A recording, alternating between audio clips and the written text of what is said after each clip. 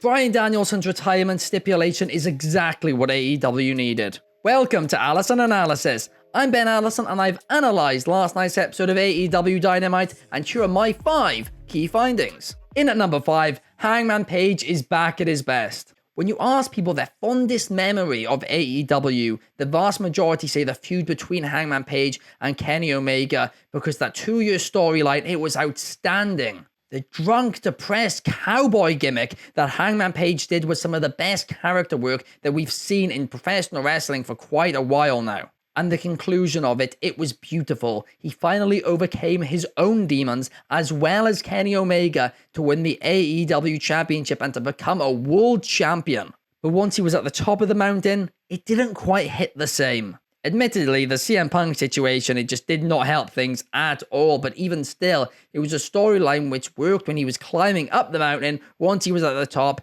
it just doesn't really work. And then for a couple of years, well, Hangman Page kind of was just doing next to nothing.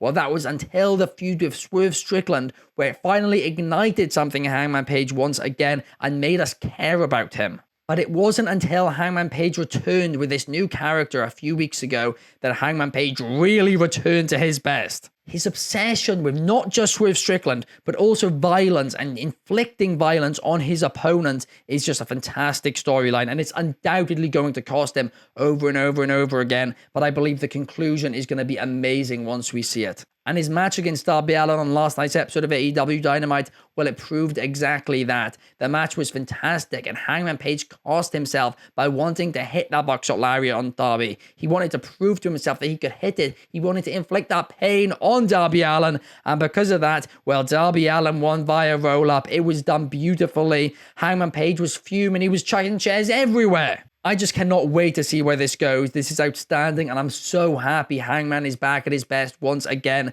because he is such a great storyteller. In at number 4, AEW have too many titles to be showcasing titles from other promotions. The only thing worse than an eliminator title match in my eyes is an eliminator title match for a belt which isn't even in your company. I mean, this is just unnecessarily confusing. Now, don't get me wrong, I love a bit of Forbidden Door as much as the next person, but on a weekly AEW Dynamite episode, you don't need to have other companies' titles on there. AEW already have about 1 billion titles. They don't need to be showcasing the CMLL Women's Championship. They just don't. If you want to showcase talent from CMLL, fine, sure, go ahead, but you don't need to be showcasing their titles. I absolutely love Willow Nightingale and Chris Statlander, and the two put on quite a solid match last night. But honestly, the title and the eliminator stipulation, it just took away from the entire storyline. And since they've started feuding, well, it seems to just be one thing after another taken away from it. First of all, we had the Owen Cup, which I thought was going to be the fantastic start to their storyline, but it just wasn't capitalized on very well at all. I mean, surely we're heading towards a blow-off match between the two. But when that is, I have no idea. It's not like they're telling that story. Is the blow-off match going to be for the CMLL Women's Championship? I mean, okay, but why?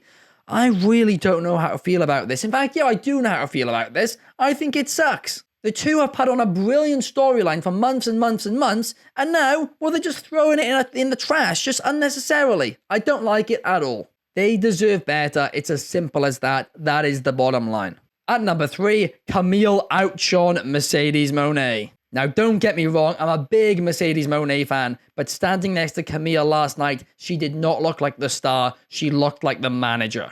I've watched Camille for years now, and she isn't anybody's lackey, she is a main event level talent. From her look to her in-ring work, she screams star, and I mean her next to Monae, well, it's not necessarily a good look for Monae, but of course, this is the story they're telling, isn't it? We've seen it time and time again, most recently Toni Storm and Mariah May, even though obviously their dynamic was, well, very different to this. But Wardlow MGFs is probably the best comparison. It's obvious long-term Camille is going to turn on Mercedes Monae, perhaps even beat her for that TBS Women's Championship, and it's going to turn Camille into a star. But let's just hope they capitalize on it after the fact, better than they capitalized on Wardlow. But the big question is, how long will this partnership last? Because like I just mentioned, we've just seen a fairly similar storyline between Toni Storm and Mariah May. Yes, it was different. This is probably more like MGF and Wardlow. But even still, we've just seen a long storyline like that. So either this needs to go even longer than that, or it should go shorter. And I'm kind of more inclined to say shorter. But what do you guys think? Please let me know your thoughts down in the comments below. How would you book it? Because I feel like this is going to be quite a complicated one to book. But I'm really glad Camille is in AEW now, and I cannot wait to see her on a weekly basis next to the CEO. Point number 2, MGF's American gimmick feels completely and utterly forced. I still don't really know why MGF turned heel again,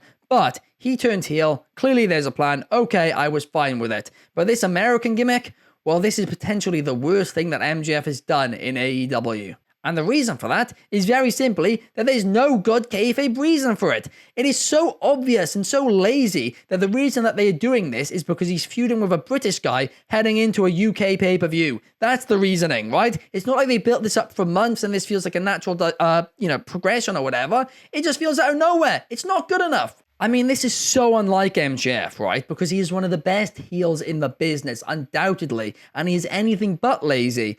But this is just lazy storytelling. It's weak, it's poorly written, and yes, I'm excited for their match, but it's got nothing to do with this storyline. And at number 1, my biggest finding from last night's episode of AEW Dynamite was that Bryan Danielson putting his career on the line is exactly what AEW need right now. Not just what the match against Swerve Strickland needed, not just what All In needed, but what AEW as a whole needed. Because don't get me wrong, AEW have been killing it lately with their match quality. We've been seeing 5-star after 5-star match, but the one thing that they've kind of been lacking to me is a big storyline outside of Hangman and Swerve Strickland. And going into All In, I was excited for Swerve versus Danielson purely because it was potentially the last time I'll ever be able to see Danielson compete live. But also just because I think it'll be a bang of a match. But from a story perspective, well, I didn't really care. But now I'm hooked. Story is key in professional wrestling, and for a stadium show, the main event should have a lot of story. And having Bryan Danielson, one of the best ever, put his career on the line for it, well, that is definitely a very good story.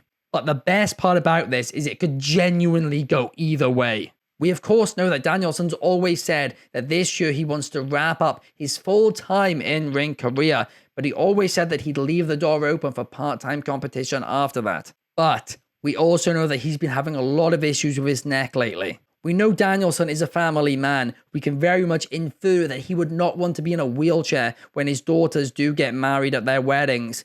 So, I mean, let's be real about it. It is very possible he's decided that, hey, my neck's playing up. I'm going to hang up the boots. I'm going to finish at Wembley Stadium. But it's also possible that maybe he'll just win the AEW Championship, have a short run with it, and then take some time off, and then go part-time after that.